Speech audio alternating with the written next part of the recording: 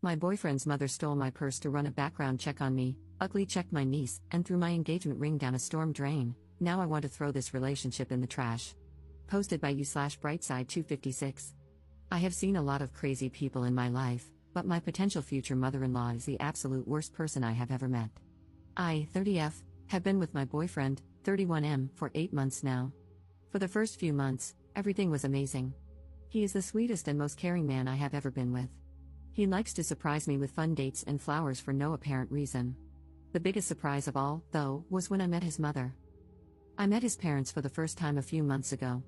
The first thing his mother said to me when I walked in the door was, "Are you Jewish?" I am not, and I am not particularly religious, but I was raised Catholic. Once I told her this, it was the beginning of the madness. She immediately stopped talking to me, acted as if I didn't exist. I was extremely nervous about meeting my boyfriend's parents, so this broke my heart. I was determined to make a good impression, so I kept trying to connect with her. This was a huge mistake, and I should have just let it go. Once we were all seated for dinner, she finally decided to try and make conversation. I have naturally red hair, and she asked me if my parents have the same color. I told her that I have the same hair as my mother. She then had the audacity to ask me, "Does the carpet match the drapes?" I had no idea how to respond and just sat there, stunned. Seeing my reaction, she said, "Don't worry, I'll just ask my son about it later." I looked over at my boyfriend, who seemed equally shocked, but he didn't say anything. She then started to go on about my hair being too curly. She told me that I really need to learn how to run a brush through my hair and think about my appearance more when I'm out with her son. Then, when I didn't eat much at dinner, she gave me her version of a compliment. I was told it was good that I am watching what I eat because it would be a shame if I got any bigger. This was just my first meeting with this woman. As soon as I got into my car, I burst into tears and cried all the way home. My boyfriend was texting me and apologizing for his mother's behavior, but the damage was done, and I told him I needed time to think. He went into apology overload after this, sending flowers to my office every day and leaving me messages begging me to talk to him. I finally agreed, and we went out to dinner. He told me he had spoken with his mother about her inappropriate comments and swore it would never happen again. With this reassurance, I decided to give it another chance.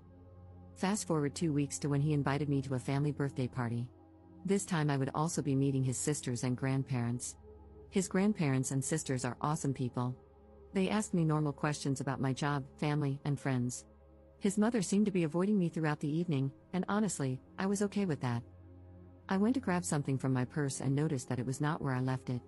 I looked everywhere but could not find it. I went and asked my boyfriend, and he began to help me look. He then got a strange look on his face and quickly went upstairs. I could then hear a lot of yelling begin upstairs. He came back down holding my purse after a few minutes and told me that we were leaving. Once we got in the car, I asked him what was going on. His mother had taken my purse so that she could see my driver's license. She intended to try and run a background check on me. He told me she had mentioned this earlier, but he honestly thought she was joking. I thought it was best to avoid any of his family functions for the time being. This worked out great for a while, and he went to his family parties alone. He would ask me each time before leaving if I was sure I didn't want to go, but I always declined. Last week, his family had their family reunion, and he asked me to please come with him. I was very reluctant, but considering there would be so many people present, I didn't think she would pull anything. When we got there, everything was going great. I met his extended family and got to catch up with his sisters. His mother did seem to be shooting me death glares all night, but I brushed it off. Soon, she came over and joined a table I was seated at with his sisters and some cousins. The conversation was pleasant as we were talking about his sister's children. His sister has a daughter who is 12 and the same age as my niece. I then showed his sister a picture of my niece on my phone. His mother took a look at the screen and began to laugh. She told me she hopes that if I and her son ever have children, they don't look like my niece. My niece is beautiful, by the way, and she is only 12 years old. What kind of monster attacks a 12-year-old child's appearance? This was my breaking point, and I went off like a volcano. I started to scream at her and told her she is the most evil person I have ever had the misfortune to meet. I told her that if I ever did have children with her son, she could be certain she would never meet them because hell is too far to travel to. I'm not 100% certain about everything I said, but from what his younger sister later said, it was epic. She began to play the victim and wailed that I had just misunderstood her joke. My boyfriend came rushing over at this point, and she threw herself into his arms, telling him I am a horrible woman and he needed to throw me out right now. He told her that wasn't going to happen and to stop making a fool of herself. She seemed to accept this for a moment and sat back down, but she just kept sobbing that I didn't understand how to take a joke. Then something in her snapped as she noticed something my boyfriend was holding in his hand and began to have another meltdown. I didn't understand what was happening at this point and just stood there watching a grown woman pitch a fit like a toddler. None of what she was saying made any sense to me, as it was mostly incoherent screaming, but I did pick up on many derogatory comments directed my way. My boyfriend then told me we were leaving and told me to grab my things. As I started to get ready, his mother made a lunge for my boyfriend's hand and grabbed the small box he was holding. She then looked me dead in the eyes and said, "You will never have this ring, you little beach." She ran outside and threw the box down a storm drain. It turns out that my boyfriend was intending to propose to me. He had just obtained his grandmother's ring while we were at the reunion. His grandmother is completely heartbroken because now her ring is down a storm drain instead of continuing on in the family as she had always wanted. I don't know where to go from here. I'm devastated, confused, and exhausted. Can I ask him to never see his mother again? Is it my place to say something like that? I'm sorry that my story is so long, but I really needed to get this rant off my chest. Update 2 weeks later. I have been receiving a lot of messages asking for an update on the ring situation. Unfortunately, it could not be found. The city came out to try to assist, but they were unable to uncover anything. My fiancé and his family were devastated by this, and many of them have ceased communication with my future mother-in-law because of it. The ring held significant sentimental value within the family, more than I had understood at the time of writing my first post. This was literally the straw that broke the camel's back for many family members. His sisters have chosen to maintain contact with his future mother-in-law, and one of them told me that she is playing the victim card, claiming she had a mental break and that we all need to be more compassionate and understanding of her. I call this total crap, and I know she knew exactly what she was doing when she threw the ring down the storm drain. I have a theory that the ring never went down the drain to begin with. I suspect she might have hidden the ring somewhere on herself and only threw the box down the drain. I have no way to prove this, but I have expressed this concern to my fiancé and his family. It's a rather large house, though, so if the ring was hidden, it could be anywhere. I don't think it will be found anytime soon if that's the case. On a happier note, I am now engaged to my fiancé. My engagement ring does not have the same sentimental value as the other ring, but I love my new ring just the same. I'm very happy to be engaged, and I cannot wait to spend my life with my fiancé. My fiancé is now low contact with his mother, but word has reached her that we are engaged. After she found out, she apparently refused to leave her room for 3 days, refusing to speak to anyone or eat. The drama of this woman is unbelievable to me. Soon after I was informed about her condition, I started receiving a lot of strange emails and phone calls. I began getting calls from strange men asking me to perform various intimate acts. Obviously, I was mortified by this and immediately changed my phone number. I told my fiancé what had happened, and he thinks someone must be giving out my number by mistake when meeting these men. I didn't believe that, so I did a Google search of my phone number and found a few Craigslist ads written about me. The descriptions were just too similar to my appearance, they even mentioned my red hair. I truly believe my future mother-in-law is behind this. She knows how to post on Craigslist, as she sells a lot of used items online. I have also mysteriously been signed up for a variety of dating and porn sites. If this is my future mother-in-law, then I just don't know when she is going to stop. This is such a low level to stoop to, and I cannot believe how pitiful this woman is. I showed all of this to my fiancé and told him about my suspicions. He doesn't think his mother has the technical knowledge to pull this off. Then, what he said next chilled me to my bones, as I had thought his older sister liked me. He said his older sister had mentioned that to maintain a healthy relationship, you should be checking your partner's phone daily. She proceeded to tell him there should be no secrets, and I shouldn't have a problem showing him my phone when he gets home. I was planning to ask his sisters to be in my bridal party, and now I don't even know where I stand with them. Do they hate me too? What in the hell did I do to deserve this? I truly don't know who I can trust anymore. I have decided to limit what I tell them going forward, as I currently suspect they are my future mother-in-law's spies. For now, I'm going to try to enjoy my engagement and put this all out of my head. I guess I will just wait and see what happens with his family. Second update 20 days later. I have been getting messages asking for an update on my situation with my future mother-in-law, so I thought I'd make a quick post about what happened most recently. My fiancé went no contact with her after everything that happened. This lasted about a week before she showed up banging on our door. My fiancé was at work, and I was home alone at the time. She was wailing that she was sorry and just wanted to see me to apologize.